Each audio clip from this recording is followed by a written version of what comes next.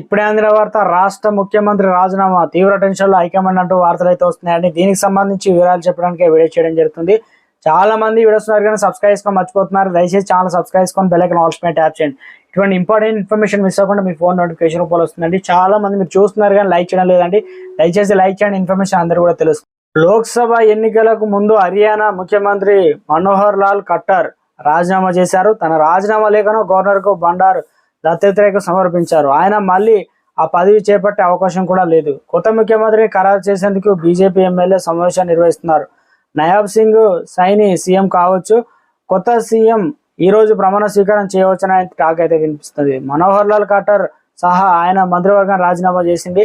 Jannayak Janata party జేజేపీతో పొత్తు తెగిపోయిన తర్వాత కూడా బీజేపీలో స్వతంత్ర ఎమ్మెల్యే మద్దతుతో ప్రభుత్వాన్ని ఏర్పాటు చేయవచ్చు. లోక్సభ ఎన్నికల్లో సీట్లు డిమాండ్ చేసిన బీజేపీ జేజేపీ నుంచి విడిపోవాలని నిర్ణయించుకున్నట్లు తెలుస్తుంది. 90 స్థానాలున్న హర్యానా అసెంబ్లీలో బీజేపీకి 41 సీట్లు అయితే ఉన్నాయి. హర్యానా ప్రభుత్వంలో గణనీయమైన మార్పులు ఇక బీజేపీ అధిష్టానం పరిశీలిస్తుంది. రాజకీయ పరిణామాలు పర్యవేక్షించడానికి కేంద్ర బీజేపీ నాయకత్వం కేంద్ర మంత్రి అరుణ్ ముండా కావచ్చు, పార్టీ ప్రధాన కార్యదర్శి తరుణ్ చుగ్ను రాష్ట్రానికి పంపినట్లు విశ్వసనీయ వర్గాలు. కాసేపట్లో బీజేపీ లెజిస్లేటివ్ పార్టీ సమావేశం ఉంది. రాష్ట్రంలో కొత్త మంత్రివర్గం ఏర్పడబోతుంది. ఈరోజు మధ్యాహ్నం 1 గంట ప్రాంతానికి స్పీకర్ ప్రమాణ స్వీకారం జరగనున్న విశ్వసనీయ సమాచారం.